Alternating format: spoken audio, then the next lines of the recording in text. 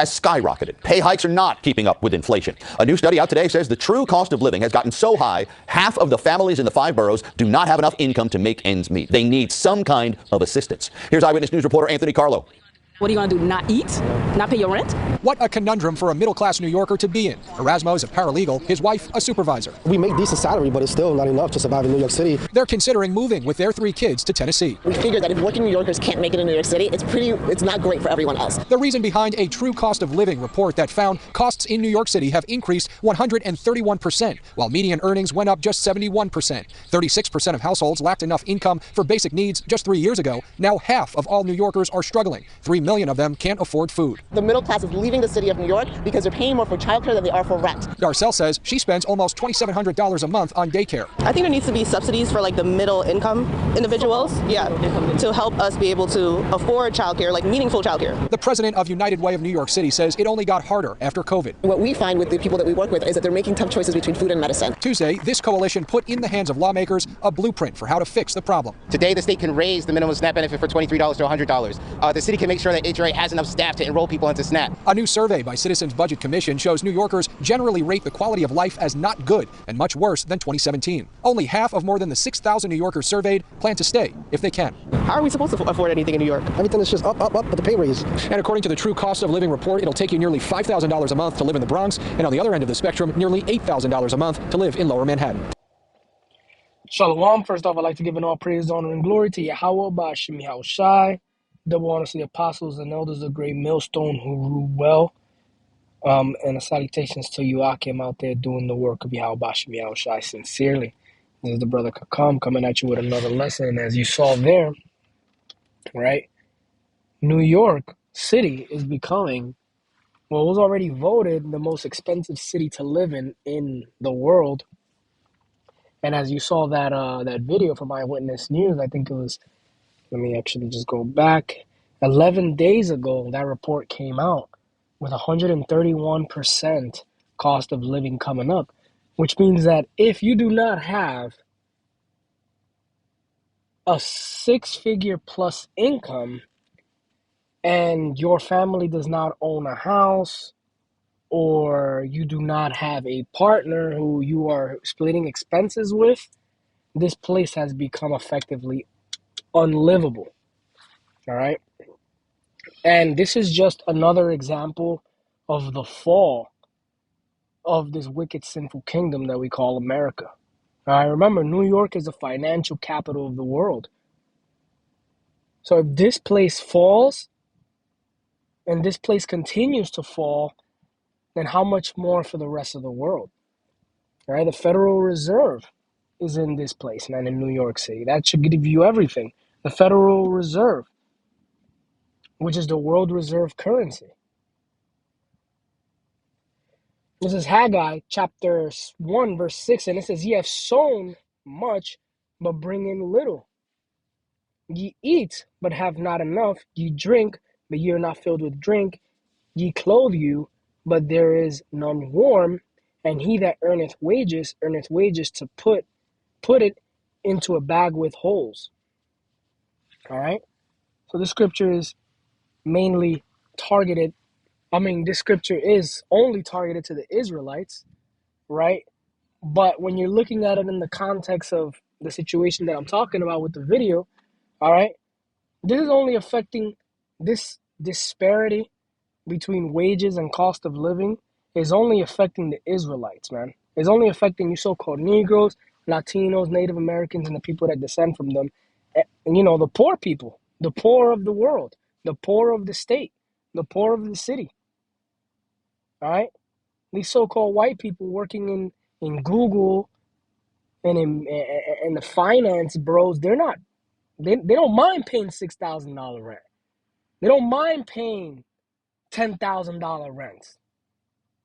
They don't mind it. They don't. All right? But our people, the Israelites, you so-called Negroes, Latinos, Native Americans, you're starting to feel the burn, man. You're starting to see this devil for what he really is, man. A devil. All right? But what did the scripture say? It says, "Ye have sown much, but bring in little. Exactly. You working. All right, you have a job.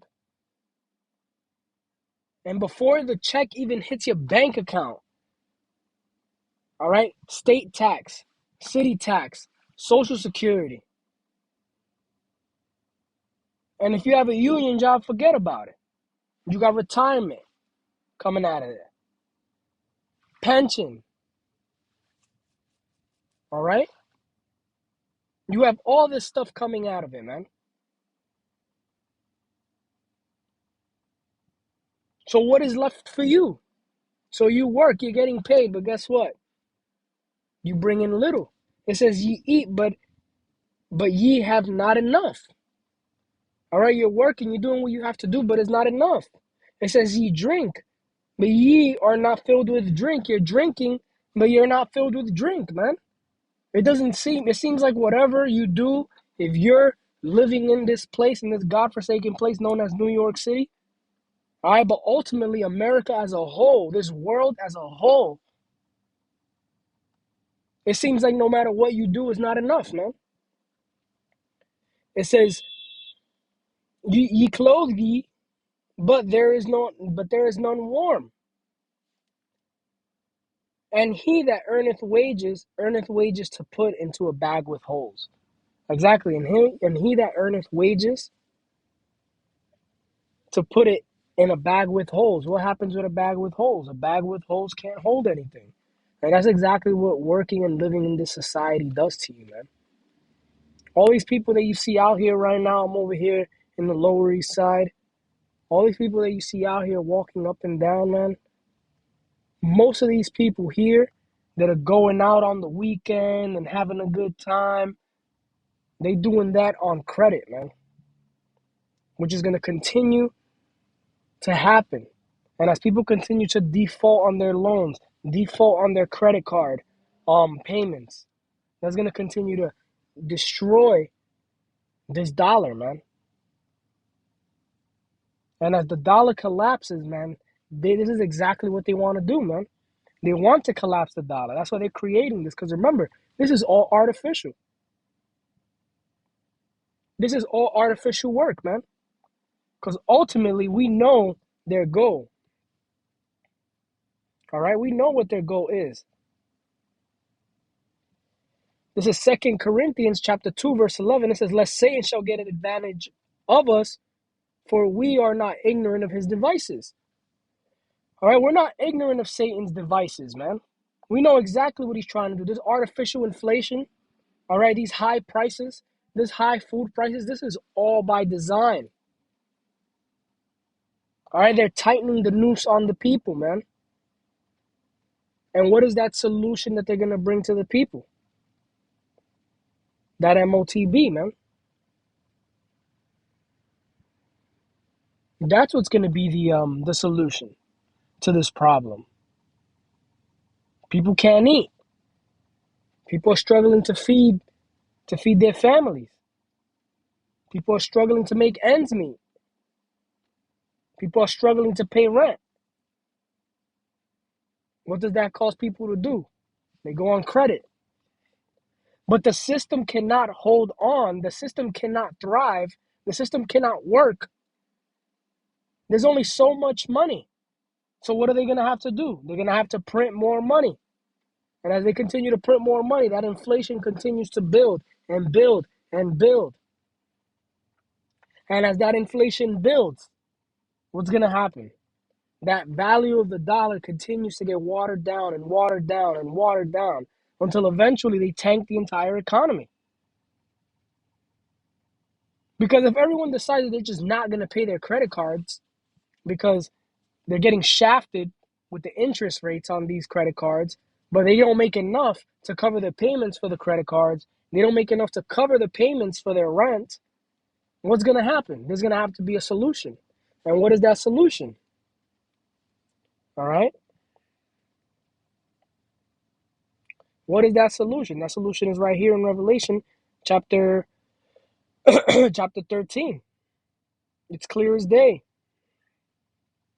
This is Revelation chapter 13, verse 16, and it said, and he causeth all, both small and great, rich and poor, free and bond, to receive a mark in their right hand or in their forehead. And the word mark there is charagma, which when you go into the etymology of it, it comes back to what? It comes back to something being impaled or implanted, something being inserted, all right? Which through the spirit and power of Yahweh Shem Yahushua, we know that it is that RFID microchip, also known as the MOTB, the mark of the B, all right? It says, he calls it all, both small and great, all right? So everyone, the people who can afford to live in this society and thrive, and the people who cannot, all right? Free and bond, all right? Those people in the prison system and those people walking out having a good old jolly old time on this Saturday night. It says to receive a mark in their right hand or in their foreheads, all right? And a mark, meaning a charagma, and it's not exclusive to the right hand or the forehead. It could be in the left hand, all right? It could be on their thigh, but it's in their body, all right? Don't be simple. Verse 17, and that no man may buy or sell, save he that had the mark, or the name of the beast, or the number of his name, all right? So they're going to make it that once they tank this economy and they get rid of all the cash, all right, and they say, hey, look, things are hard, but we have something better. We have a digital currency, all right, that's powered by the blockchain. And the way that you're going to be able to operate in society now is going to be if you implant this chip. If you do not have this chip, you will not be able, all right, to live and pay your bills. And you know what? People are going to do it. People are going to do it, man. They are going to do it. They're going to take it, man.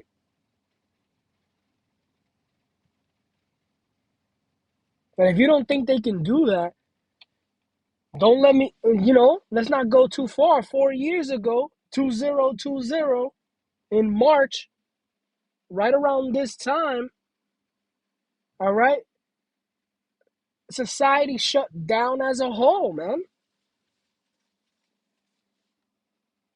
over the plague.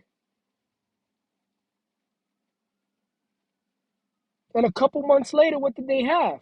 Oh, if you don't get this jab, if you don't have this card, you're not going to be able to eat at these restaurants. You're not going to be able to go to work.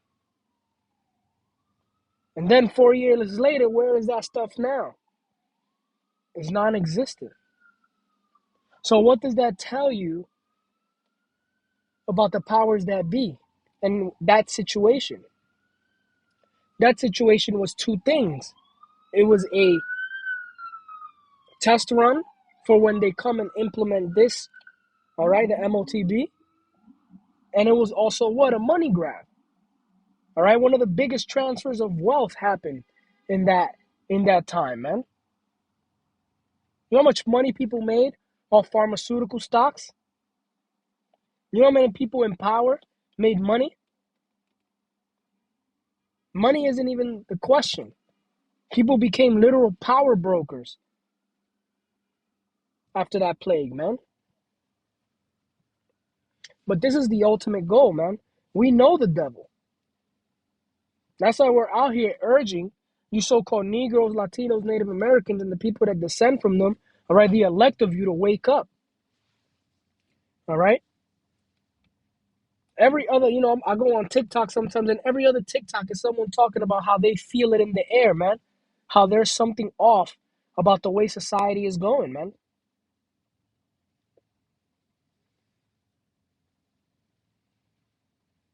You know?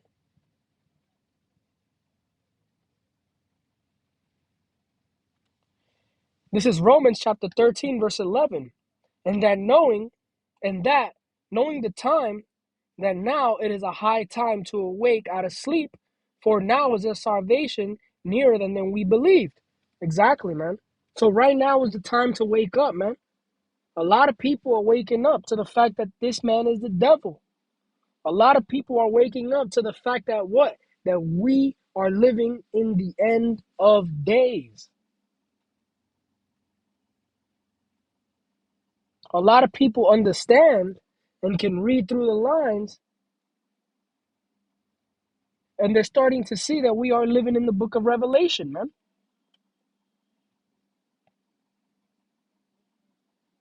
It's clear as day. It is a high time to awake out of sleep, man. You know, that goes to you so-called Negroes, Latinos, Native Americans, all right, and the people that descend from them, man. It's time for you to wake up. And 2/3 of our people, man, you're going to be put to death. You're going to be destroyed because you won't take heed to the words of Yahweh Bashim Yahushai. And the downfall of New York City, which we are currently living in, all right, and it's going to continue to fall. But once New York falls, all right, the number one most populous city in the country, the next city is going to be LA, man. And LA is already starting to crumble with all this other stuff coming out. All right? World War III is already built. World War III is already here. You just don't hear it. That's why you're hearing about Diddy. That's why you're hearing about these rappers, man. Because they distracting the people, man. But we are in those end times, all right? It's a high time to wake up out of sleep. All right? It says, for now is our salvation nearer than when we believed. Exactly. Our salvation is nearer than ever. Right now. As we speak. So time to wake up, man. All right. So this was my quick lesson. I'd like to give in all praise, honor, and glory to Yahweh Bashim Yahushai. The honestly apostles and elders of great millstone who rule well, who continue to teach us this truth. And the salutations to Joachim out there doing the work of Yahweh Bashim Yahushai. Until next time, Shalom.